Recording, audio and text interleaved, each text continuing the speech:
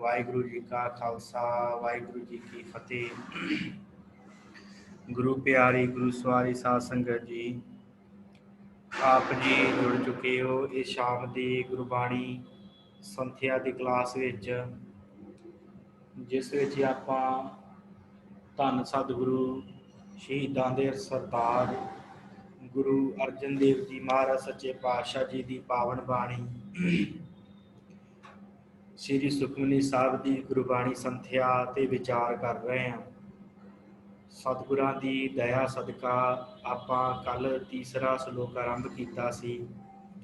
उस श्लोक के अधीन जो अष्टपदी है, 3 पौड़ियां आपां उस अष्टपदी दियां कर लईआं हन। चौथी वाहिगुरू 4 पौड़ियां आपां उस अष्टपदी दियां कर लईआं हन। 5वीं पौड़ी की अज आपां आरंभता करनी है। सो आओ सतगुरु गुरु अर्जन देव महाराज सच्चे पातशाह जी का ध्यान धर के आपां इस पावन बाणी की संथਿਆ आरंभ करिए। तो साध संगत कल सतगुरां ने बख्शिश की सी 4 पौड़ियां के अंदर के भाई सिखा जीवन दे विच नाम जिहड़ा आ वो सब तो वड्डा तप है। परमेश्वर का नाम जिहड़ा परमेश्वर का नाम जपदा है, उन्होंने किसी तरह का कोई तीर्थ इशनान करन दी, किसी तरह का कोई जग होम पूजा आदि करन दी लोड़ नहीं है। कोई भी क्रिया करन दी लोड़ नहीं है। नाम जिहड़ा आ वो सब तो वड्डा है। ये सतगुरां ने कल 4 पौड़ियां के अंदर समझाया सी। हुण भी सतगुरु गुरु अर्जन देव महाराज सच्चे पातशाह बख्शिश कर रहे आ कि भाई जीवन दे विच जे कुछ चाहना है तो ਉਹਦੇ वास्ते परमेश्वर का नाम ध्यान। परमेश्वर के नाम दे विच सारी वडियाई है, सारा कुछ है। जो भी तेनों कुछ चाहिए है ਉਹਦੇ वास्ते तू अकाल पुरख के कोलों मंग, कर्म कांड ना कर, किसी विशेष तीर्थां ते ना जा, कोई खास मर्यादा ना रख, बस हरि का परमेश्वर का नाम जप। सो सतगुरु धन गुरु अर्जन देव महाराज सच्चे पातशाह जी अज इस बाणी दे विच जो ये 5वीं पौड़ी इस तीसरी वाहिगुरू तीसरी अष्टपदी की शुरू होने लगी आ, सतगुरु ये विच की बख्शिशां करते आ। आओ आपां विचारन दा ते संथਿਆ करन दा जिहड़ा वो यतन करते हैं। सतगुरु धन गुरु अर्जन देव महाराज सच्चे पातशाह जी बख्शिश करते हैं। 4 पदार्थ जे को मंगै। 4 पदार्थ सतगुरु कहते भाई सिखा 4 पदार्थ। 4 पदार्थ साध संगत किहड़े हन, उहदे बारे आपां विचार कर लईए। 4 पदार्थ हन धर्म अर्थ काम ते मोक्ष। ये 4 पदार्थ मन्ने गए, धर्म अर्थ काम ते मोक्ष। ये 4 पदार्थ हर मनुख की जिंदगी के विच लोड़ींदे हन, जरूरी हन। इन्हां 4 पदार्थों की मनुख नूं बड़ी लोड़ है तो परमेश्वर के कोलों ये 4 पदार्थ ही मंगदा है। ते सब तो पहला है धर्म। धर्म का अर्थ हुंदा है जीवन के करतव्य पालन के जिहड़े तत्त हुंदे हैं। भाव मेरियां की जिम्मेवारियां हैं, जां किसी दियां मेरे प्रति की जिम्मेवारियां हैं, जां मेरियां किसी के प्रति की जिम्मेवारियां हैं, जां परमेश्वर के प्रति मेरियां की जिम्मेवारियां हैं, उन्होंने धर्म कहा जाता है। फिर अर्थ। अर्थ तो भाव आ कि जीव का भौतिक साधन, भाव संसार के उत्ते जिहड़ा भी पदार्थ है ना, जिहड़ी भी चीज़ की वरतों वो साडी आर्थिक वरतों आ जाती है। धन पदार्थ पैसा, वस्तुआं खाण दे लई, पहनण दे लई कपड़ा, मकान, चलन फिरन दे लई चंगा साधन, ये सारा कुछ साडा अर्थ दे विच आ जाता है। धर्म दे विच साडे फर्ज आ जाते हैं। अर्थ दे विच साडी जिन्नी भी आर्थिक अवस्था है वो प्राप्त हो जाए। चंगा पदार्थ सानू पदार्थ जिहड़ा है बख्शिश हो जाए, साडी जीवन की साडी लाइफ जिहड़ी वो चंगी हो जाए, धन पदार्थ चंगे होण, इनू अर्थ दे विच लिया गया। फिर उस तो बाद है काम। जिहड़ियां कामनावां हन साडे मन दी, ਕਾਮ ਦਾ ਅਰਥ। ਧਰਮ ਦਾ ਅਰਥ ਹੈ ਜੀਵਨ ਦੇ ਕਰਤੱਵ, ਤੇ ਅਰਥ ਦਾ ਭਾਵ ਹੈ ਕਿ ਆਰਥਿਕ ਚੀਜ਼ਾਂ, ਜਿਨ੍ਹਾਂ ਵਸਤੂਆਂ ਦੀ ਸਾਡੇ ਜੀਵਨ ਨੂੰ ਲੋੜ ਹੈ। ਫਿਰ ਉਸ ਤੋਂ ਬਾਅਦ ਹੈ ਕਾਮ। ਕਾਮ ਦਾ ਅਰਥ ਹੈ ਕਾਮਨਾਵਾਂ, ਸਾਡੇ ਮਨ ਦੀਆਂ ਇੱਛਾਵਾਂ। ਕੋਈ ਮਨੁੱਖ ਕਹਿੰਦਾ ਮੈਨੂੰ ਇਹ ਫਲ ਪ੍ਰਾਪਤ ਹੋ ਜੇ, ਇਹ ਫਲ ਪ੍ਰਾਪਤ ਹੋ ਜੇ, ਮੈਨੂੰ ਆ ਵੀ ਕੁਛ ਪ੍ਰਾਪਤ ਹੋ ਜੇ, ਉਹ ਸਾਰੀਆਂ ਸਾਡੀਆਂ ਕਾਮਨਾਵਾਂ ਹੁੰਦੀਆਂ। ਇਹਨਾਂ ਨੂੰ ਕਾਮਨਾਵਾਂ ਕਿਹਾ ਜਾਂਦਾ। ਇਹ ਵੀ ਮਨੁੱਖ ਵੱਡੇ ਪੱਧਰ 'ਤੇ ਮੰਗਦਾ ਪਰਮੇਸ਼ਰ ਦੇ ਕੋਲੋਂ। ਧਰਮ ਮੰਗਦਾ ਹੈ ਮਨੁੱਖ ਕਿ ਮੇਰੇ ਕਰਤੱਵ ਕਿਸੇ ਪ੍ਰਤੀ ਚੰਗੇ ਹੋਣ, ਮੈਂ ਕਿਸੇ ਦੇ ਕੋਲੋਂ ਕੁਛ ਲੈ ਲਵਾਂ, ਉਹ ਮੇਰਾ ਸਾਥ ਦੇਵੇ, ਮੈਂ ਉਹਦਾ ਸਾਥ ਦੇਵਾਂ, ਫਰਜ਼ ਹੈ ਸਾਡਾ। ਫਿਰ ਉਸ ਤੋਂ ਬਾਅਦ ਅਰਥ ਭਾਵ ਜਿੰਨਾ ਵੀ ਭੌਤਿਕ ਪਸਾਰਾ ਹੈ, ਕਿਸੇ ਚੀਜ਼ ਦੀ ਵਰਤੋਂ ਦੀ ਲੋੜ ਹੈ ਉਹ ਮੰਗਣੀ। ਫਿਰ ਉਸ ਤੋਂ ਬਾਅਦ ਅਗਲਾ ਹੈ ਕਾਮ। ਕਾਮਨਾਵਾਂ ਸਾਡੇ ਮਨ ਦੀਆਂ ਜਿੰਨੀਆਂ ਵੀ ਕਾਮਨਾਵਾਂ, ਕੁਛ ਮੰਗਦਾ ਮਨੁੱਖ, ਕਿਤੇ ਕੁਛ ਮੰਗਦਾ ਪਰਮੇਸ਼ਰ ਕੋਲੋਂ, ਉਹ ਕਾਮਨਾਵਾਂ ਹਨ। ਤੇ ਸਭ ਤੋਂ ਵੱਡੀ ਚੀਜ਼ ਹੈ ਮੋਕਸ਼, ਜੋ ਚੌਥੀ ਹੈ। ਧਰਮ, ਅਰਥ, ਕਾਮ ਤੇ ਮੋਖ। ਮੋਕਸ਼ ਕੀ ਹੈ? ਸੰਸਾਰੀ ਬੰਧਨਾਂ ਤੋਂ ਖਲਾਸੀ, ਮੁਕਤ ਹੋ ਜਾਵੇ ਮਨੁੱਖ, ਭਾਵ ਨੂੰ ਪਰਮ ਪਦਵੀ ਪ੍ਰਾਪਤ ਹੋ ਜਾਵੇ। ਇਹ ਚਾਰ ਪਦਾਰਥ ਹਰ ਮਨੁੱਖ ਜਿਹੜਾ ਹੈ ਉਹ ਮੰਗਦਾ ਹੈ ਕਿ ਮੇਰੇ ਜੀਵਨ ਦੇ ਵਿੱਚ ਸੁੱਖ ਹੋਣ, ਮੇਰੇ ਪ੍ਰਤੀ ਸਾਰੇ ਫਰਜ਼ ਨਿਭਾਉਣ, ਮੈਂ ਵੀ ਕਿਸੇ ਪ੍ਰਤੀ ਚੰਗੇ ਫਰਜ਼ ਨਿਭਾ ਸਕਾਂ। ਫਿਰ ਮੇਰੇ ਜੀਵਨ ਦਾ ਲਾਈਫ ਸਟਾਈਲ ਮੇਰਾ ਬੜਾ ਚੰਗਾ ਹੋਵੇ, ਚੰਗਾ ਧਨ ਪਦਾਰਥ ਹੋਵੇ। ਫਿਰ ਉਸ ਤੋਂ ਬਾਅਦ ਮੇਰੀਆਂ ਜਿੰਨੀਆਂ ਵੀ ਮਨ ਦੀਆਂ ਕਾਮਨਾਵਾਂ ਹਨ ਉਹ ਪੂਰੀਆਂ ਹੋ ਜਾਣ। ਫਿਰ ਉਸ ਤੋਂ ਬਾਅਦ ਜਿਹੜਾ ਹੈ ਮੈਨੂੰ ਮੁਕਤੀ ਵੀ ਮਿਲ ਜਾਵੇ। ਸਤਿਗੁਰੂ ਕਹਿੰਦੇ ਜਿਹੜੇ ਚਾਰ ਪਦਾਰਥ ਹਨ, ਚਾਰ ਪਦਾਰਥ ਜੇ ਕੋ ਮੰਗੇ। ਭਾਈ ਸਿੱਖਾ, ਜੇ ਕੋਈ ਮਨੁੱਖ, ਜੇ ਤੂੰ ਚਾਰ ਪਦਾਰਥ ਮੰਗਦਾ ਹੈ ਤੇ ਉਹਦੇ ਵਾਸਤੇ ਇੱਕ ਕੰਮ ਕਰ। ਸਤਿਗੁਰੂ ਕਹਿੰਦੇ ਆ ਸਾਧ ਜਨਾਂ ਕੀ ਸੇਵਾ ਲੱਗੈ। ਭਾਈ ਸਾਧ ਜਨਾਂ ਦੀ, ਗੁਰਮੁਖਾਂ ਪਿਆਰਿਆਂ ਦੀ ਸੇਵਾ ਦੇ ਵਿੱਚ ਲੱਗ ਜਾ। ਜੇ ਤੈਨੂੰ ਚਾਰ ਪਦਾਰਥ ਚਾਹੀਦੇ, ਜੇ ਤੈਨੂੰ ਚਾਰ ਪਦਾਰਥਾਂ ਦੀ ਲੋੜ ਹੈ ਤਾਂ ਤੈਨੂੰ ਮੁਕਤੀ ਵੀ ਮਿਲ ਜੇ, ਤੇਰੇ ਸੰਸਾਰ ਦੇ ਕੰਮ ਵੀ ਬਣ ਜਾਣ, ਤੇਰੇ ਪਰਿਵਾਰ ਰਿਸ਼ਤੇਦਾਰ ਵੀ ਤੇਰਾ ਭਲਾ ਸੋਚਣ, ਤੇਰੇ ਨਾਲ ਰਲ ਕੇ ਖਾਣ, ਸਾਰਿਆਂ ਨਾਲ ਤੇਰਾ ਪਿਆਰ ਬਣਿਆ ਰਹੇ। ਜੇ ਤੂੰ ਇਹ ਚਾਹੁੰਦਾ ਹੈ ਤੇ ਤੂੰ ਫਿਰ ਸਾਧ ਜਨਾਂ ਦੀ ਸੇਵਾ ਲੱਗ ਹੈ। ਤੂੰ ਗੁਰਮੁਖਾਂ ਪਿਆਰਿਆਂ ਦੀ ਸੇਵਾ 'ਚ ਲੱਗ ਜਾ। ਸਾਧ ਸੰਗਤ ਦੇ ਵਿੱਚ ਆ ਕੇ ਪਿਆਰਿਆਂ ਦੀ ਸੇਵਾ ਕਰਿਆ ਕਰ। ਜੇ ਕੋ ਆਪਣਾ ਦੁੱਖ ਮਿਟਾਵੈ, ਹਰ ਹਰ ਨਾਮ ਹਿਰਦੈ ਸਦ ਗਾਵੈ। ਜੇ ਕੋਈ ਚਾਹੁੰਦਾ ਹੈ ਕਿ ਮੇਰੇ ਸਾਰੇ ਦੁੱਖ ਖਤਮ ਹੋ ਜਾਣ, ਮੇਰੇ ਸਾਰੇ ਦੁੱਖ, ਮੇਰੇ ਸਰੀਰਕ ਦੁੱਖ ਵੀ ਖਤਮ ਹੋ ਜਾਣ, ਮੇਰੇ ਮਾਨਸਿਕ ਦੁੱਖ ਵੀ ਖਤਮ ਹੋ ਜਾਣ, ਜਿੰਨੇ ਵੀ ਦੁੱਖ, ਜਿੰਨੇ ਵੀ ਚਿੰਤਾ ਝੋਰੇ ਲੱਗੇ ਹੋਏ ਆ ਉਹ ਖਤਮ ਹੋ ਜਾਣ, ਫਿਰ ਸਤਿਗੁਰ ਕਹਿੰਦੇ ਹਰ ਹਰ ਨਾਮ ਹਿਰਦੈ ਸਦ ਗਾਵੈ। ਹਰੀ ਪਰਮੇਸ਼ਰ ਦਾ ਨਾਮ ਜਿਹੜਾ ਨਾ, ਉਹਨੂੰ ਸਦਾ ਹਿਰਦੇ 'ਚ ਧਾਰਨ ਕਰਕੇ ਗਾਵੇ, ਹਿਰਦੇ 'ਚ ਵਸਾ ਲਵੇ ਪਰਮੇਸ਼ਰ ਦਾ ਨਾਮ, ਵਾਰ-ਵਾਰ ਪਰਮੇਸ਼ਰ ਨੂੰ ਯਾਦ ਕਰੇ। ਭਾਈ ਜੀਵਨ ਦੇ ਵਿੱਚ ਜੇ ਤੂੰ ਚਾਹੁੰਦਾ ਹੈ ਕਿ ਮੈਨੂੰ ਕੋਈ ਦੁੱਖ ਨਾ ਆਵੇ ਤੇ ਤੂੰ ਆਪਣੇ ਜੀਵਨ ਦੇ ਵਿੱਚ ਹਰੀ ਦੇ ਨਾਮ ਨੂੰ ਜਿਹੜਾ ਉਹ ਗਾ, ਹਿਰਦੇ 'ਚ ਵਸਾ।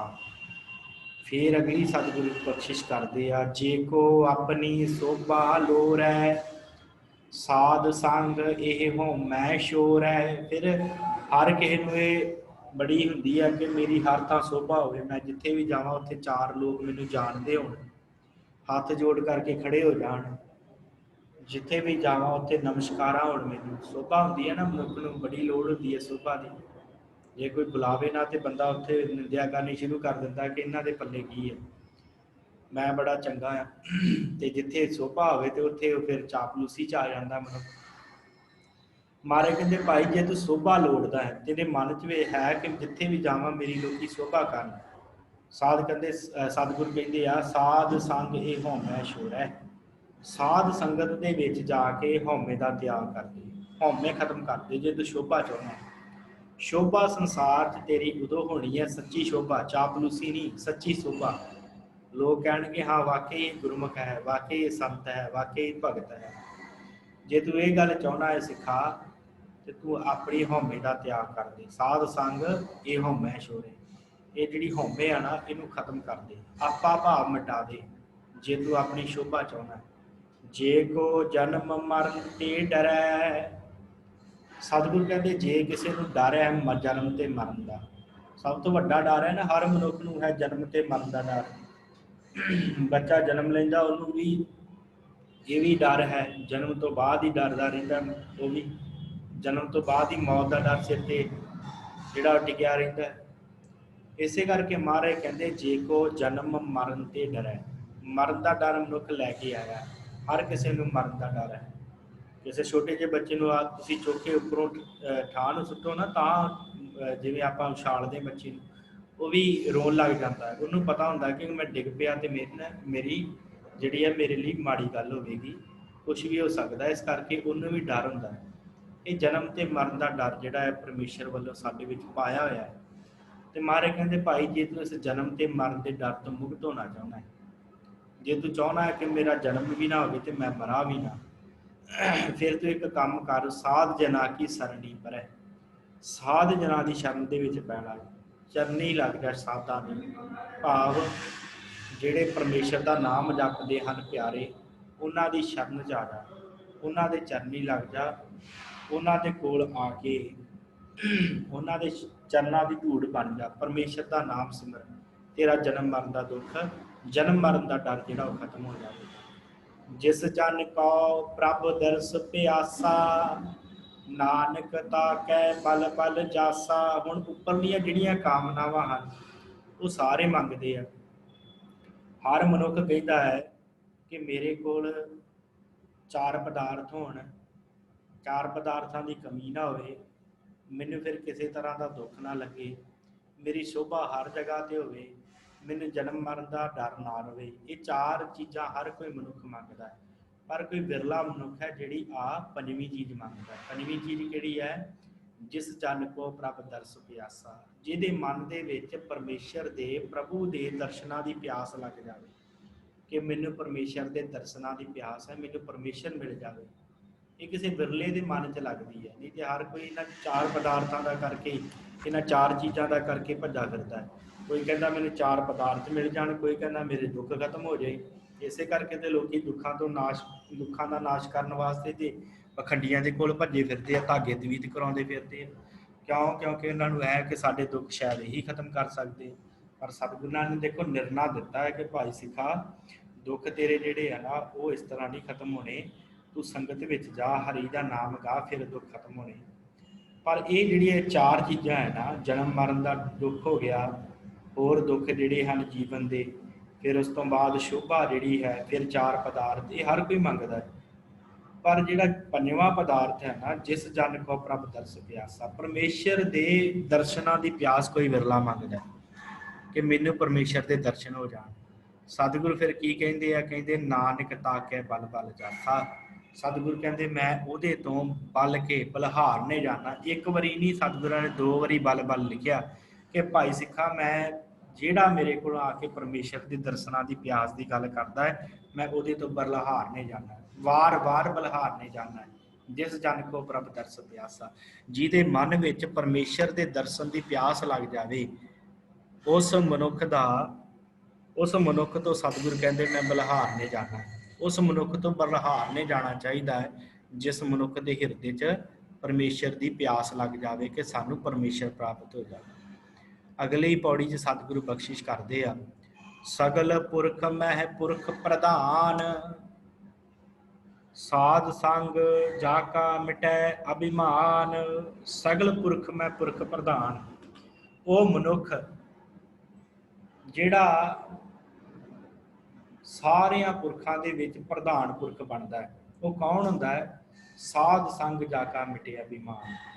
ਜਿਸ ਮਨੁੱਖ ਦੇ ਹਿਰਦੇ ਚੋਂ ਸਾਧ ਸੰਗਤ ਵਿੱਚ ਜਾ ਕੇ ਅਭਿਮਾਨ ਮਿਟ ਜਾਵੇ, ਮਾਨ ਅਭਿਮਾਨ ਸ਼ੋਭਾ ਇਹ ਸਾਰਾ ਕੁਝ ਖਤਮ ਹੋ ਜਾਵੇ, ਨਿਮਰਤਾ ਆ ਜਾਵੇ ਜਿਸ ਮਨੁੱਖ ਦੇ ਹਿਰਦੇ 'ਚ, ਉਹ ਮਨੁੱਖ ਸਗਲ ਪੁਰਖ ਮੈਂ ਪੁਰਖ ਪ੍ਰਧਾਨ ਹੈ। ਉਹ ਮਨੁੱਖ ਸਭ ਤੋਂ ਵੱਡਾ ਮਹਾਂਪੁਰਖ ਪ੍ਰਧਾਨ ਪੁਰਖ ਹੈ, ਜਿਹੜਾ ਮਨੁੱਖ ਆਪਣੇ ਹਿਰਦੇ ਦੇ ਵਿੱਚੋਂ ਸਾਧ ਸੰਗਤ 'ਚ ਜਾ ਕੇ ਮਿਟੇ ਅਭਿਮਾਨ, ਜਿਹੜਾ ਆਪਣਾ ਅਭਿਮਾਨ ਅਹੰਕਾਰ ਖਤਮ ਕਰ ਲੈਂਦਾ। ਆਪਸ ਕੋ ਜੋ ਜਾਣੈ ਨੀਚਾ, ਜਾਣੈ ਨਹੀਂ ਇੱਥੇ ਪੜ੍ਹਨਾ, ਜਾਣੈ ਪੜ੍ਹਨਾ, ਨਾਣਾ ਸ਼ਬਦ ਹੈ ਨਾ, ਜਾਣੈ ਤੇ ਜਾਣੈ 'ਚ ਫਰਕ ਹੈ।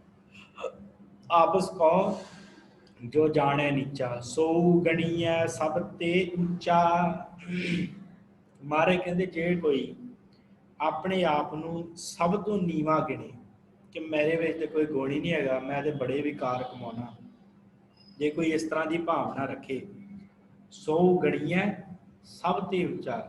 ਮਹਾਰਾਜ ਕਹਿੰਦੇ ਉਹਨੂੰ ਸਭ ਤੋਂ ਉੱਚਾ ਗਿਣਨਾ ਚਾਹੀਦਾ ਹੈ, ਜਾਣਨਾ ਚਾਹੀਦਾ ਹੈ ਕਿ ਉਹ ਮਨੁੱਖ ਸਾਰਿਆਂ ਤੋਂ ਉੱਚਾ ਹੈ, ਜਿਹੜਾ ਆਪਣਾ ਹੰਕਾਰ ਮੇਟ ਲਵੇ। ਆਪਸ ਕਉ ਜੋ ਜਾਣੇ ਨੀਚਾ, ਆਪਣੇ ਆਪ ਨੂੰ ਜਿਹੜਾ ਨੀਵਾਂ ਜਾਣਦਾ ਹੈ ਉਹ ਮਨੁੱਖ ਸਭ ਤੋਂ ਉੱਚਾ ਹੋ ਜਾਂਦਾ ਹੈ। ਪਰ ਮਨੁੱਖ ਛੇਤੀ ਆਪਣੇ ਆਪ ਨੂੰ ਨੀਵਾਂ ਜਾਣਨਾ ਚਾਹੁੰਦਾ ਹੀ ਨਹੀਂ ਹੈ। ਜੇ ਕੋਈ ਗੱਲ ਕਹਿ ਦਿੰਦਾ ਨਾ ਕੋਈ ਭਲੇ ਦੀ, ਤੇ ਕਹਿੰਦਾ ਤੈਨੂੰ ਕੀ ਪਤਾ ਜਿੰਨਾ ਮੈਨੂੰ ਪਤਾ ਧਰਮ ਬਾਰੇ, ਮੇਰੇ ਜਿੰਨਾ ਸਿਆਣਾ ਕੌਣ ਹੈ। ਇਹੀ ਗੱਲ ਹੁੰਦੀ ਹੈ ਨਾ ਜ਼ਿਆਦਾਤਰ, ਕੋਈ ਆਪਣੇ ਆਪ ਨੂੰ ਨੀਵਾਂ ਗਿਣਨਾ ਹੀ ਨਹੀਂ ਚਾਹੁੰਦਾ। ਪਰ ਮਹਾਰਾਜ ਕਹਿੰਦੇ ਨੀਵਾਂ ਜਾਣ, ਆਪਣੇ ਆਪ ਨੂੰ ਸਿਖਾ। ਨੀਵਾਂ ਜਾਣੇਗਾ ਤੇ ਉੱਚਾ ਉੱਠੇਗਾ।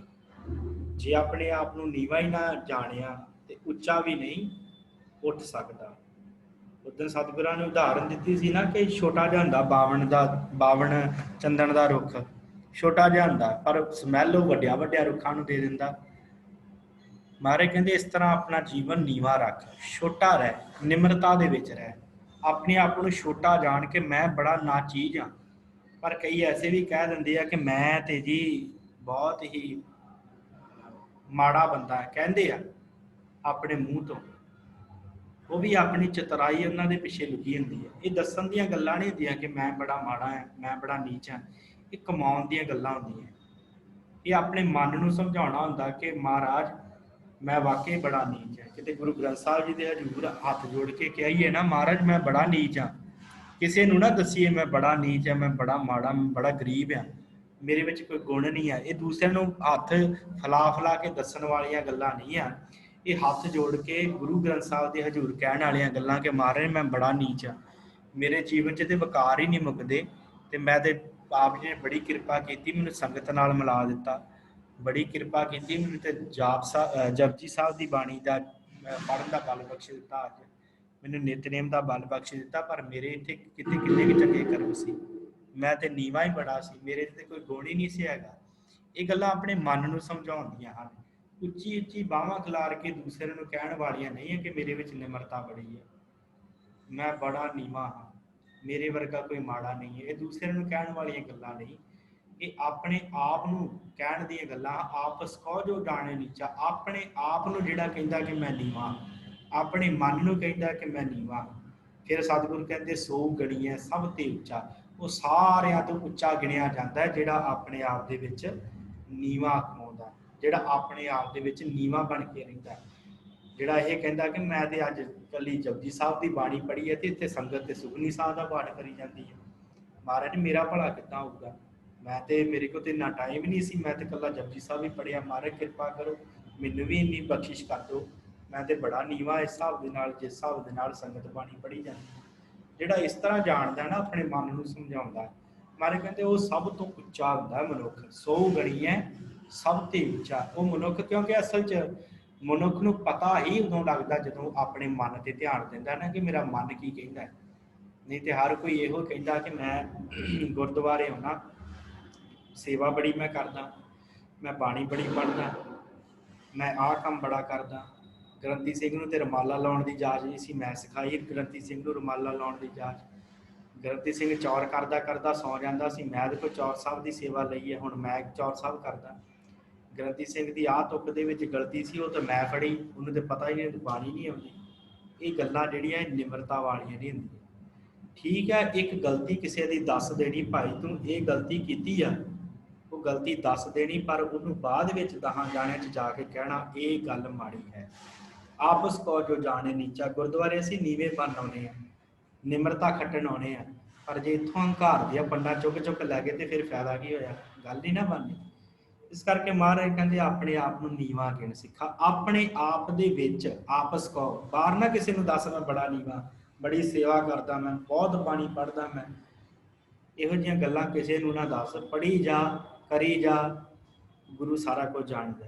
ਆਪਸ ਕੋ ਜੋ ਜਾਣ ਨੀਚਾ, ਆਪਣੇ ਮਨ ਨੂੰ ਸਮਝਾ ਕਿ ਮੈਂ ਵਾਕਈ ਹੀ ਨੀਵਾਂ, ਮੈਂ ਤੇ ਇਹਨਾਂ ਦੀ ਚਰਨਾਂ ਦੀ ਧੂੜ ਵਰਗਾ ਨਹੀਂ, ਜਿਹੜੇ ਅੰਦਰ ਬੈਠੇ ਆ, ਜਿਹੜੇ ਬਾਣੀ ਪੜ੍ਹੀ ਜਾਂਦੇ, ਜਿਹੜੇ ਕੀਰਤਨ ਕਰੀ ਜਾਂਦੇ।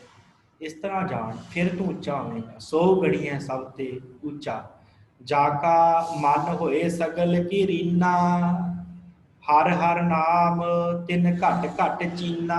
मारे कहते जिस मनुख का मन सगल की रीना, जिस मनुख का मन सारियां दी चरना की धूड़ हो जाए,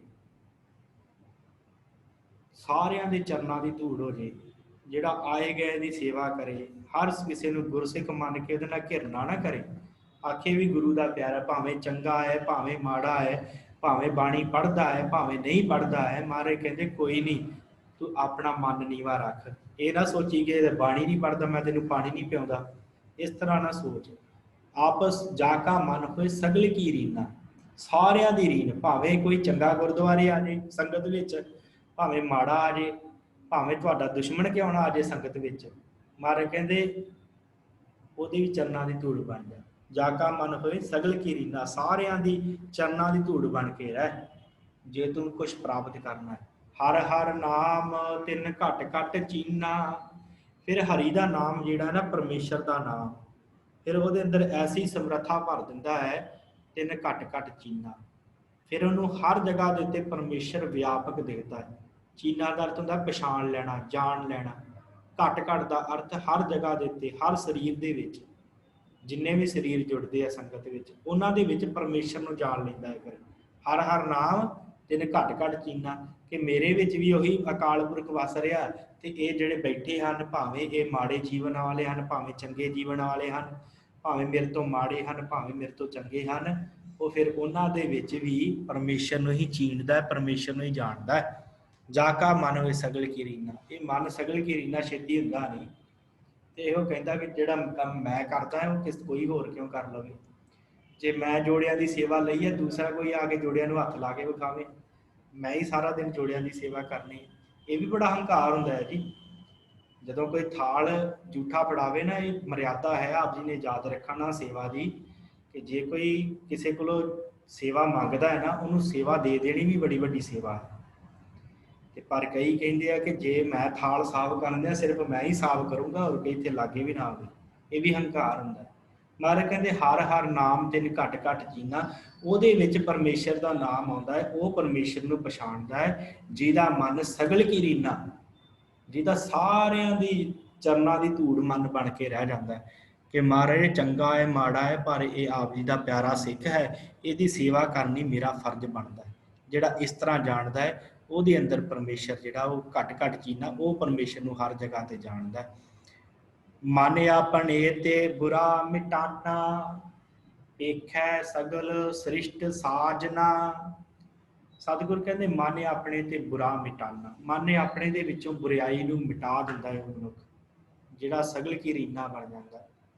बुराई नूं खत्म कर दिओ, जिसने अपने मन चो बुराई खत्म कर दी, मन अपने ते बुरा मिटाना, बुराइयां अंदरों खत्म हो गई, किहदियां हुंदियां जिहड़ा सगल की रीना बन जाता है, उहदियां बुराइयां खत्म होंदियां। पेखै सगल सृष्ट साजना, फिर हर किसी जीव नूं मित्र की तरह देखदा, साजना का अर्थ साजन मित्र, पेखै सगल सृष्ट, सगली सृष्ट दे विच भावें कोई उच्चा जीव है भावें कोई माड़ा जीव है, भावें कोई नीवा है भावें कोई वड्डा है, हर किसी नूं वो परमेश्वर का रूप जान के, एक जीव सता जान के कहता है कि वह मेरा साजन है, मेरा मित्र है, तू मेरा सखा बंधप है भाई। इस तरह वो कहता है कि भाई सारे साजन हैं मेरे, सारे मित्र हैं। देखिए सगल सृष्ट साजना, सृष्टि के जिन्ने भी मनुख हैं उन्होंने नाल मित्रता वाला सुभाव का बन जाता है। दुख सुख दुख जन सम दृष्टेता, सुख ते दुख नूं सम दृष्टेता, दृष्टेता का अर्थ हुंदा है देखना, सम का अर्थ बराबर, दुख ते सुख नूं जिहड़ा मनुख सम करके बराबर करके देखदा, दुख सुख सुख दुख जन सम दृष्टेता, वो मनुख दुख सुख नूं बराबर करके देखदा, नानक पाप पुन नहीं लेपा। फिर वो मनुख ना तो पाप दे विच लिपड़दा है ते ना ही किसी पुन कमाउण दी इहदी इच्छा हुंदी है, ना उहनूं पाप दा हुंदा कि मैं पाप कमावां ते ना ही वो किसी पुन कमाउण दे वल जांदा कि आह काम करांगे ते मैनूं पुन फल मिलूगा। वो फिर इस तो भी निर्लेप हो जाता है। नानक पाप पुन नहीं लेपा, लेप नहीं लगता, ये पापां ते पुन्नां दा सानूं लेप लगा है, लेप पाप कर लिया ਤੇ ਉਹਦਾ ਫਲ ਤੇ ਮਿਲਦਾ ਵਾਹਿਗੁਰੂ ਉਹਦਾ ਜਿਹੜਾ ਇਹ ਸਜ਼ਾ ਉਹਦੀ ਮਿਲਣੀ ਹੈ। ਪੁੰਨ ਕਰਾਂਗੇ ਉਹਦਾ ਵੀ ਫਲ ਮਿਲਣਾ ਹੈ। ਪਰ ਜਿਹੜਾ ਗੁਰਮੁਖ ਪਿਆਰਾ ਹੁੰਦਾ ਹੈ, ਜਿਹੜਾ ਸਗਲ ਕੀ ਰੀਨਾ ਹੋ ਜਾਂਦਾ ਹੈ, ਜਿਹੜਾ ਪਰਮੇਸ਼ਰ ਨੂੰ ਸਿਮਰਦਾ ਹੈ, ਜਿਹੜਾ ਹਉਮੈ ਮਿਟਾ ਦਿੰਦਾ ਹੈ, ਉਹਨੂੰ ਫਿਰ ਪਾਪ ਤੇ ਪੁੰਨ ਤੋਂ ਉੱਪਰ ਉੱਠ ਜਾਂਦਾ ਹੈ। ਨਾ ਉਹਨੂੰ ਪਾਪ ਕਰਨ ਦਾ ਕੋਈ ਗੱਲ ਹੁੰਦੀ ਹੈ, ਨਾ ਤੇ ਉਹ ਪਾਪ ਹੀ ਕੋਈ ਕਰਦਾ ਹੈ, ਤੇ ਨਾ ਹੀ ਫਿਰ ਕਿਸੇ ਤਰ੍ਹਾਂ ਦਾ ਪੁੰਨ ਦੀ ਇੱਛਾ ਕਰਕੇ ਉਹ ਕਰਮ ਕਰਦਾ। ਤੇ ਆਪਾਂ ਉਸ ਦਿਨ ਭਗਤਮਾਲਾ ਵਿਚਾਰੀ ਸੀ, ਸਿੱਖ ਨੇ ਪੁੱਛਿਆ ਕਿ ਮਹਾਰਾਜ ਸੱਚੇ ਪਾਤਸ਼ਾਹ ਜਿਹੜੇ ਪਾਪ ਪੁੰਨ ਉਹ ਵੀ ਮਨੁੱਖ ਤੇ ਕਰਮ ਕਰਦੇ ਹੀ ਆ ਨਾ, ਉਹਨਾਂ ਦੇ ਪਾਪ ਤੇ ਪੁੰਨ ਕਿਹਨੂੰ ਲੱਗਦੇ ਆ? ਤੇ ਸਤਿਗੁਰਾਂ ਨੇ ਕਿਹਾ ਸੀ, ਸਿੱਖੋ ਜਿਹੜੇ ਨਿੰਦਿਆ ਕਰਨ ਵਾਲੇ ਆ ਨਾ, ਨਿੰਦਿਆ ਕਰਨ ਵਾਲੇ, ਉਹਨਾਂ ਮਨੁੱਖਾਂ ਨੂੰ ਪਾਪ ਦਾ ਫਲ ਉਹਨਾਂ ਨੂੰ ਲੱਗ ਜਾਂਦਾ ਹੈ। ਪਰਮੇਸ਼ਰ ਨੂੰ ਸਿਮਰਨ ਵਾਲਿਆਂ ਦੀ ਜਿਹੜੀ ਨਿੰਦਿਆ ਕਰਦੇ ਆ, ਪਾਪ ਦਾ ਫਲ ਉਹਨਾਂ ਨੂੰ ਲੱਗ ਜਾਂਦਾ ਹੈ, ਤੇ ਪੁੰਨ ਦਾ ਫਲ ਉਹਨਾਂ ਨੂੰ ਲੱਗਦਾ ਜਿਹੜੇ ਉਹਨਾਂ ਦੀ ਵਡਿਆਈ ਕਰਦੇ ਆ। ਨਾਨਕ ਪਾਪ ਪੁੰਨ ਨਹੀਂ ਲੇਪਾ, ਆਪ ਉਹ ਨਿਰਲੇਪ ਹੋ ਜਾਂਦੇ ਆ, ਤੇ ਪਾਪ ਪੁੰਨ ਉਹਨਾਂ ਨੂੰ ਲੱਗ ਜਾਂਦੇ ਆ ਜਿਹੜੇ ਉਹਨਾਂ ਦੀ ਵਡਿਆਈ ਤੇ ਉਹਨਾਂ ਦੀ ਨਿੰਦਿਆ ਕਰਦੇ। ਅਗਲੀ ਪੌੜੀ 'ਚ ਸਤਿਗੁਰੂ ਬਖਸ਼ਿਸ਼ ਕਰਦੇ ਆ, ਨਿਰਧਨ ਕੋ ਧਨ ਤੇਰੋ ਨਾਉ। ਪਰਮੇਸ਼ਰ ਦਾ ਜਿਹੜਾ ਨਾਮ ਹੈ ਉਹ ਨਿਰਧਨ ਦੇ ਲਈ ਧਨ ਹੈ। ਜਿਹੜਾ ਨਿਰਧਨ ਮਨੁੱਖ ਹੈ ਨਾ, ਉਹਦੇ ਲਈ ਧਨ ਹੈ ਪਰਮੇਸ਼ਰ ਦਾ ਨਾਮ। ਜੇ ਕੋਈ ਨਿਰਧਨ ਕੰਗਾਲ ਬੰਦਾ ਪਰਮੇਸ਼ਰ ਦਾ ਨਾਮ ਸਿਮਰੇ, ਉਹਨੂੰ ਧਨ ਪਦਾਰਥ ਮਿਲਣ ਲੱਗ ਜਾਂਦੇ ਆ। ਕਿਸੇ ਨਾ ਕਿਸੇ ਤਰ੍ਹਾਂ ਪਰਮੇਸ਼ਰ ਐਸੀ ਵਿਧ ਬਣਾਉਂਦਾ ਤੇ ਕੋਈ ਧਨ ਪਦਾਰਥ ਆਉਣੇ ਸ਼ੁਰੂ ਹੋ ਜਾਂਦੇ। ਨਿਰਧਨ ਕੋ ਧਨ ਤੇਰੋ ਨਾਉ। ਪਰ ਜ਼ਿਆਦਾਤਰ ਜਦੋਂ ਪਰਮੇਸ਼ਰ ਦਾ ਸਿਮਰਨ ਕਰਨ ਲੱਗ ਜਾਂਦੇ ਆ ਨਾ ਮਨੁੱਖ, ਤੇ ਉਹ ਕਈ ਵਾਰੀ ਕੀ ਹੁੰਦਾ ਹੈ ਕਿ ਧਨ ਪਦਾਰਥ ਖੁੱਸਣੇ ਸ਼ੁਰੂ ਹੋ ਜਾਂਦੇ ਸ਼ੁਰੂ ਦੇ ਵਿੱਚ, ਕਿਉਂਕਿ ਪਰਮੇਸ਼ਰ ਵੀ ਪਰਖ ਲੈਂਦਾ ਕਿ ਕਿੰਨਾ ਕੁ ਮੇਰੇ ਵੱਲ ਹੈਗਾ। ਉਹ ਧਨ ਪਦਾਰਥ ਖੁੱਸਣੇ ਵੀ ਸ਼ੁਰੂ ਹੋ ਜਾਂਦੇ ਆ, ਘਾਟੇ ਵੀ ਕਈ ਵਾਰੀ ਪੈਣੇ ਸ਼ੁਰੂ ਹੋ ਜਾਂਦੇ ਆ। ਤੇ ਫਿਰ ਕਈ ਐਸੇ ਹੁੰਦੇ ਆ ਜਿਹੜੇ ਕਹਿੰਦੇ ਲੈ ਨਾਮ ਦੇ ਵਿੱਚ ਕੀ ਲਿਖਿਆ, ਸਾਨੂੰ ਤੇ ਮਿਲਿਆ ਕੁਛ ਨਹੀਂ, ਅਸੀਂ ਤੇ ਅੰਮ੍ਰਿਤ ਛਕਿਆ, ਸਾਨੂੰ ਲੱਗਾ ਸੀ ਕਿ ਸਾਡੇ ਕੋਲ ਸਾਰਾ ਕੁਛ ਆ ਜਾਏਗਾ, ਇਹ ਸਾਡਾ ਜਿਹੜਾ ਕੰਮ ਘਰ ਉਹ ਵੀ ਬੰਦ ਹੋ ਗਿਆ। ਐਸੇ ਵੀ ਹਾਲਾਤ ਕਈ ਵਾਰੀ ਬਣ ਜਾਂਦੇ ਆ। ਪਰ ਮਹਾਰਾਜ ਕਹਿੰਦੇ ਜਦੋਂ ਪਰਮੇਸ਼ਰ ਪਰਖ ਲੈਂਦਾ ਨਾ ਆਪਣੇ ਪਿਆਰੇ ਨੂੰ, ਜਦੋਂ ਉਹਨੂੰ ਪਤਾ ਲੱਗ ਜਾਂਦਾ ਕਿ ਹਾਂ ਇਹ ਮੈਨੂੰ ਛੱਡਣ ਵਾਲਾ ਨਹੀਂ ਹੈ, ਫਿਰ ਮਹਾਰਾਜ ਕਹਿੰਦੇ ਨਿਰਧਨ ਕੋ ਧਨ ਤੇਰੋ ਨਾਉ। ਫਿਰ ਨਾਮ ਦੇ ਨਾਲ ਉਹਦੇ ਕੋਲ ਧਨ ਆ ਜਾਂਦਾ, ਧਨ ਪਦਾਰਥ ਨੂੰ ਮਿਲਣ ਲੱਗ ਜਾਂਦੇ। ਦੂਸਰਾ ਅਰਥ ਹੈ ਜਿਹੜਾ ਨਾਮ ਹੈ ਨਾ, ਉਹ ਨਿਰਧਨ ਦੇ ਲਈ ਧਨ ਹੈ। ਜਿਹੜਾ ਨਿਰਧਨ ਹੈ ਉਹ ਨਾਮ ਜਪੇ, ਉਹ ਹੀ ਨਾਮ ਹੀ ਉਹਦੇ ਵਾਸਤੇ ਧਨ ਬਣ ਜਾਂਦਾ। ਨਿਥਾਵੇ ਕੋ ਨਾਉ ਤੇਰਾ ਥਾਉ। ਜੇ ਕਿਸੇ ਕੋ ਕੋਈ ਆਸਰਾ ਨਹੀਂ ਹੈਗਾ ਕਿਸੇ ਤਰ੍ਹਾਂ ਦਾ, ਉਹ ਵੀ ਜੇ ਪਰਮੇਸ਼ਰ ਦਾ ਨਾਮ ਸਿਮਰੇ, ਪਰਮੇਸ਼ਰ ਦਾ ਨਾਮ ਹੀ ਉਹਦੇ ਵਾਸਤੇ ਆਸਰਾ ਬਣ ਜਾਂਦਾ। ਨਿਥਾਵੇ ਕੋ ਨਾਉ ਤੇਰਾ ਥਾਉ। ਇਹ ਪਰਮੇਸ਼ਰ ਜੀ ਤੇਰਾ ਆਸਰਾ ਹੈ ਨਿਆਸਰੇ ਨੂੰ, ਤੇਰਾ ਨਾਮ ਜਿਹੜਾ ਹੈ। ਨਿਥਾਵੇ ਕੋ ਨਾਉ ਤੇਰਾ ਥਾਉ। ਨਿਮਾਣੇ ਕੋ ਪ੍ਰਭ ਤੇਰੋ ਮਾਨ। ਮਾਰੇ ਕਹਿੰਦੇ ਜਿਹੜਾ ਨਿਮਾਣਾ ਮਨੁੱਖ ਹੈ, ਜਿਹਨੂੰ ਕਿਤੇ ਆਦਰ ਨਹੀਂ ਕੋਈ ਮਿਲਦਾ, ਕੋਈ ਵੀ ਨਹੀਂ ਬੁਲਾਉਂਦਾ, ਪਿੰਡ ਦੇ ਵਿੱਚ ਤੁਰਿਆ ਫਿਰੇ ਤੇ ਕੋਈ ਵੀ ਨਹੀਂ ਬੁਲਾਉਂਦਾ, ਕੋਈ ਲਾਗੇ ਨਹੀਂ ਜਿਹਦੇ ਲੱਗਦਾ ਕਿ ਇਹ ਕੌਣ ਹੈ, ਇਹ ਤਾਂ ਬਹੁਤ ਮਾੜਾ ਮਨੁੱਖ, ਉਹਦੇ ਲਾਗੇ ਕੋਈ ਨਹੀਂ ਲੱਗਦਾ। ਤਾਂ ਐਸੇ ਨਿਮਾਣੇ ਮਨੁੱਖ ਹੁੰਦੇ ਆ ਸੰਸਾਰ ਦੇ ਵਿੱਚ, ਪਿੰਡਾਂ 'ਚ ਹੁੰਦੇ ਆ, ਸਾਡੇ ਕਈ ਜਗ੍ਹਾ ਐਸੀ ਹੁੰਦੀ, ਸਾਡੀ ਸੁਸਾਇਟੀ ਦੇ ਵਿੱਚ ਐਸੇ ਮਨੁੱਖ ਹੁੰਦੇ ਆ ਜਿਹੜੇ ਨਿਮਾਣੇ ਹੁੰਦੇ ਆ। ਉਹਨਾਂ ਨੂੰ ਕੋਈ ਪੁੱਛਣ ਵਾਲਾ ਨਹੀਂ ਹੁੰਦਾ, ਕੋਈ ਨਹੀਂ ਉਹਨਾਂ ਨੂੰ ਬੁਲਾਉਣ ਵਾਲਾ ਹੁੰਦਾ। ਮਹਾਰਾਜ ਕਹਿੰਦੇ ਫਿਰ ਉਹਦਾ ਮਾਣ ਪਰਮੇਸ਼ਰ ਬਣ ਜਾਂਦਾ ਜੇ ਸਿਮਰਨ ਕਰੇ। ਨਿਮਾਣੇ ਕੋ ਪ੍ਰਭ ਤੇਰੋ ਮਾਣ। ਪਰਮੇਸ਼ਰ ਜੀ ਤੁਸੀਂ ਉਹਦਾ ਮਾਣ ਬਣ ਜਾਂਦੇ, ਉਹਨੂੰ ਆਦਰ ਦਵਾ ਦਿੰਦੇ ਹਰ ਜਗ੍ਹਾ ਦੇ ਉੱਤੇ, ਹਰ ਜਗ੍ਹਾ ਦੇ ਉੱਤੇ ਫਿਰ ਉਹਦਾ ਮਾਣ ਸਤਿਕਾਰ ਹੋਣ ਲੱਗ ਜਾਂਦਾ, ਜਿਵੇਂ ਭਗਤ ਰਵਿਦਾਸ ਜੀ ਦਾ, ਭਗਤ ਕਬੀਰ ਜੀ ਦਾ ਹੋਣ ਲੱਗ ਪਿਆ ਸੀ। ਜਿੰਨੇ ਪੰਡਤ ਸਨ ਕਾਸ਼ੀ ਦੇ, ਭਗਤ ਰਵਿਦਾਸ ਜੀ ਦੇ ਅੱਗੇ ਝੁੱਗੇ ਸਨ। ਤੇ ਬਿਪਰ ਪ੍ਰਧਾਨ ਕਰੇ ਡੰਡਾਉਤ, ਤੇਰੇ ਨਾਮ ਭਣੇ ਰਵਿਦਾਸ ਦਾਸਾ। ਜਿੰਨੇ ਪ੍ਰਧਾਨ ਬਿਪਰ ਸਨ, ਜਿੰਨੇ ਵੀ ਪੰਡਤ ਲੋਕ ਸਨ, ਉਹ ਰਵਿਦਾਸ ਦੇ ਚਰਨਾਂ ਤੇ ਝੁਕ ਗਏ। ਰਵਿਦਾਸ ਜੀ ਕਹਿੰਦੇ ਤੇਰੇ ਨਾਮ ਭਣੇ ਰਵਿਦਾਸ ਦਾਸਾ। ਮਹਾਰਾਜ ਮੈਂ ਤੇ ਤੇਰਾ ਨਾਮ ਹੀ ਇਕੱਲਾ ਜਪਿਆ, ਮੈਂ ਤੇ ਹੋਰ ਕੰਮ ਕੀਤਾ ਹੀ ਨਹੀਂ, ਤੇ ਮੈਂ ਤੇਰਾ ਨਾਮ ਹੀ ਜਪਿਆ ਤੇ ਸਾਰੇ ਪੰਡਤ ਲੋਕ ਆ ਕੇ ਮੈਨੂੰ ਨਮਸਕਾਰਾਂ ਕਰਨ ਲੱਗ ਪਏ ਆ। ਐਸੀ ਤਾਕਤ ਹੈ ਨਾਮ ਦੇ ਵਿੱਚ। ਨਿਮਾਣੇ ਕੋ ਪ੍ਰਭ ਤੇਰੋ ਮਾਣ। ਪਰਮੇਸ਼ਰ ਜੀ ਤੁਹਾਡਾ ਜਿਹੜਾ ਨਾਮ ਹੈ ਨਾ, ਉਹ ਐਸਾ ਹੈ ਨਿਮਾਣੇ ਨੂੰ ਮਾਣ ਦੇ ਦਿੰਦਾ ਹੈ। ਸਗਲ ਘਟਾ ਕੋ ਦੇ ਬਹੁ ਦਾਨ। ਇਹ ਪਰਮੇਸ਼ਰ ਤੂੰ ਸਾਰਿਆਂ ਜੀਵਾਂ ਨੂੰ ਦਾਤਾਂ ਦੇਣ ਵਾਲਾ ਹੈ। ਸਗਲ ਘਟਾ ਕੋ ਦੇ ਬਹੁ ਦਾਨ। ਸਾਰਿਆਂ ਘਟਾਂ ਦੇ ਵਿੱਚ ਭਾਵ ਸਾਰਿਆਂ ਸਰੀਰਾਂ ਨੂੰ ਆਪ ਜੀ ਦਾਤਾਂ ਬਖਸ਼ਣ ਵਾਲੇ ਹੋ, ਹਰ ਪ੍ਰਕਾਰ ਦਾ ਦਾਨ ਦੇਣ ਵਾਲੇ ਹੋ। ਜੇ ਕਿਸੇ ਕੋਲ ਕੁਛ ਨਹੀਂ ਹੈ ਨਾ, ਕੁਛ ਵੀ ਖਾਣ ਦੇ ਵਾਸਤੇ ਵੀ ਨਹੀਂ ਹੈ, ਉਹਨੂੰ ਵੀ ਪਰਮੇਸ਼ਰ ਜਿਹੜਾ ਦਿੰਦਾ ਹੈ। ਉਹਨੂੰ ਵੀ ਪਰਮੇਸ਼ਰ ਭਰਪੂਰ ਕਰ ਦਿੰਦਾ। ਐਸਾ ਹੈ ਸਗਲ ਘਟਾ ਕੋ ਦੇਵੋ ਦਾਨ, ਸਾਰਿਆਂ ਸਰੀਰਾਂ ਨੂੰ ਦਾਨ ਦੇਣ ਵਾਲਾ ਪਰਮੇਸ਼ਰ ਹੈ। ਕਰਨ ਕਰਾਵਣ ਹਾਰ ਸੁਆਮੀ, ਪਰਮੇਸ਼ਰ ਕਰਨ ਵਾਲਾ ਹੈ ਸਾਨੂੰ, ਕਰਾਵਣ ਹਾਰ ਸੁਆਮੀ। ਕਰਨ ਕਾਰਨ ਪ੍ਰਭ ਏਕ ਹੈ, ਇੱਕੋ ਪਰਮੇਸ਼ਰ ਹੈ, ਕਰਨ ਵਾਲਾ ਕਰਾਵਣ ਹਾਰ। ਫਿਰ ਸਾਡੇ ਕੋਲ ਜਿਹੜਾ ਕਰਵਾ ਰਿਹਾ ਹੈ, ਜੋ ਵੀ ਅਸੀਂ ਕਰ ਰਹੇ ਹਾਂ, ਉਹ ਸਾਡਾ ਸੁਆਮੀ ਹੈ ਪਰਮੇਸ਼ਰ।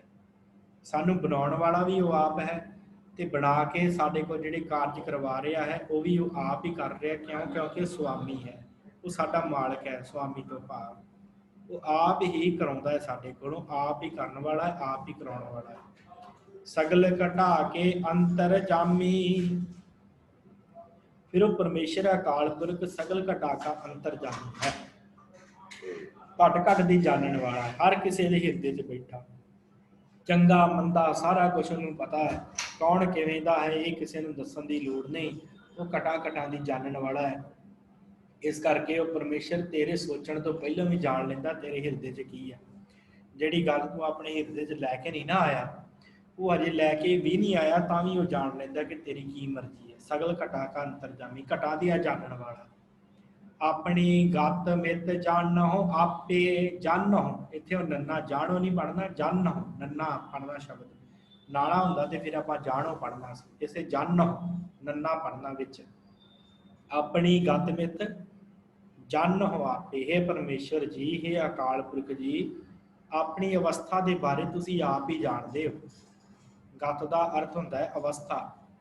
ਆਪਣੀ ਅਵਸਥਾ ਤੁਸੀਂ, ਆਪਣੀ ਅਵਸਥਾ ਤੇ ਮਿਤ ਦਾ ਅਰਥ ਕਰਾਂਗੇ ਮਰਿਆਦਾ।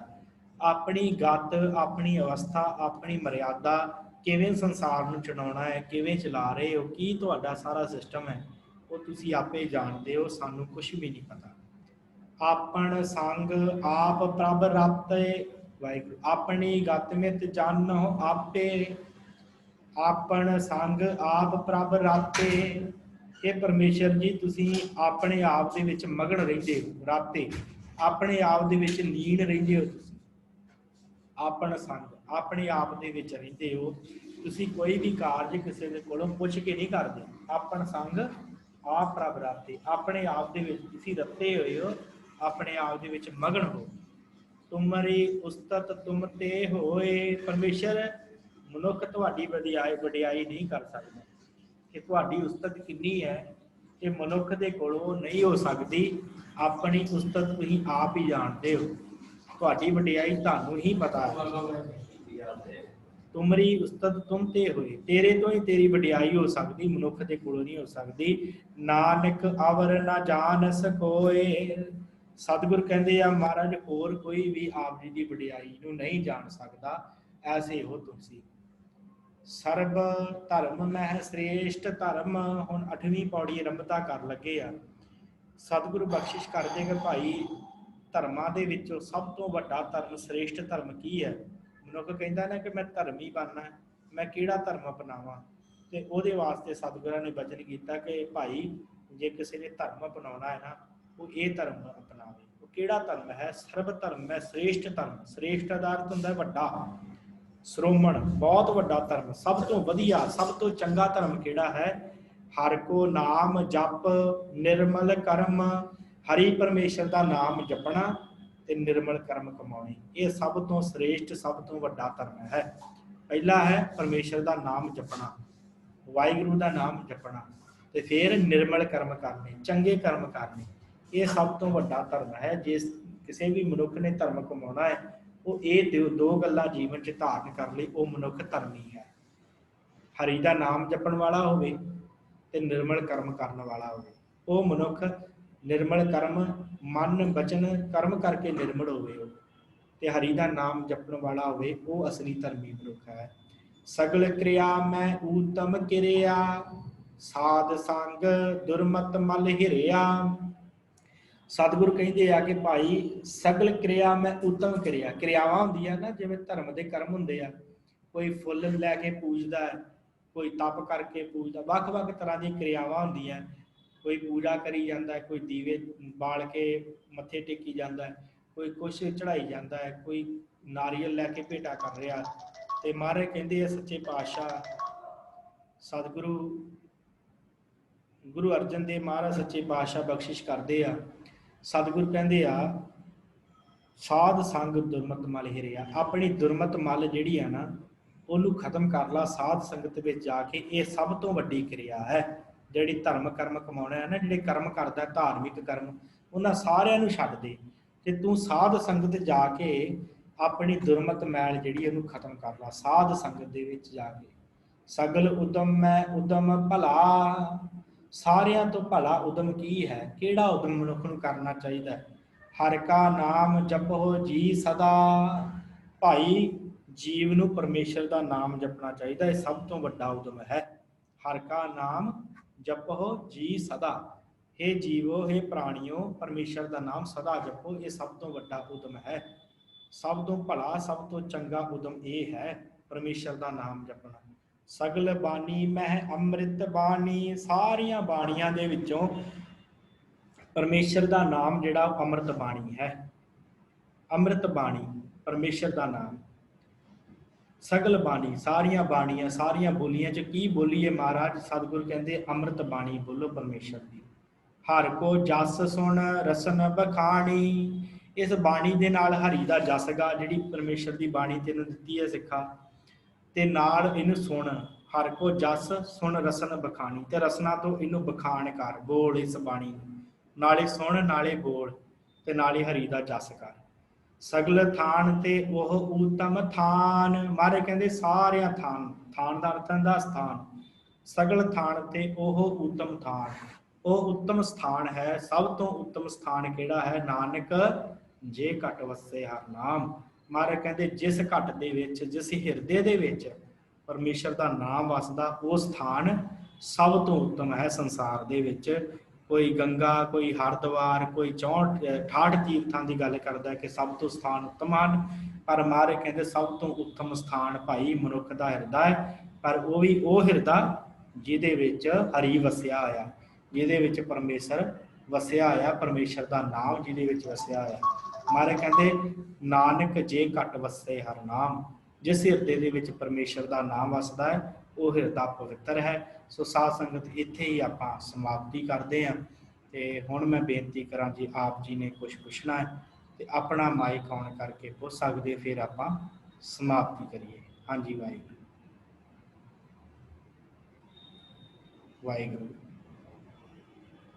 ਠੀਕ ਹੈ ਜੀ, ਸਭ ਸੰਗਤ ਦਾ ਬਹੁਤ ਬਹੁਤ ਧੰਨਵਾਦ। ਇਸੇ ਤਰ੍ਹਾਂ ਆਪ ਜੀ ਨੇ ਜੁੜਦੇ ਰਹਿਣਾ। ਸਵੇਰ ਦੀ ਕਲਾਸ ਵਿੱਚ ਸਤਿਗੁਰੂ ਗੁਰੂ ਗ੍ਰੰਥ ਸਾਹਿਬ ਜੀ ਬਾਰੇ ਜਾਣਕਾਰੀ ਚੱਲ ਰਹੀ ਹੈ ਤੇ ਇਸ ਵੇਲੇ ਕਲਾਸ ਵਿੱਚ ਸੁਖਮਨੀ ਸਾਹਿਬ ਦੀ ਸੰਥਿਆ ਚੱਲ ਰਹੀ ਹੈ। ਇੰਨੀਆਂ ਕੁ ਬੇਨਤੀਆਂ ਆਪ ਜੀ ਨੇ ਪ੍ਰਵਾਨ ਕਰਨੀਆਂ। ਬੁਲਾਓ ਫਤਿਹ ਜੀ। ਵਾਹਿਗੁਰੂ ਜੀ ਕਾ ਖਾਲਸਾ, ਵਾਹਿਗੁਰੂ ਜੀ ਕੀ ਫਤਿਹ।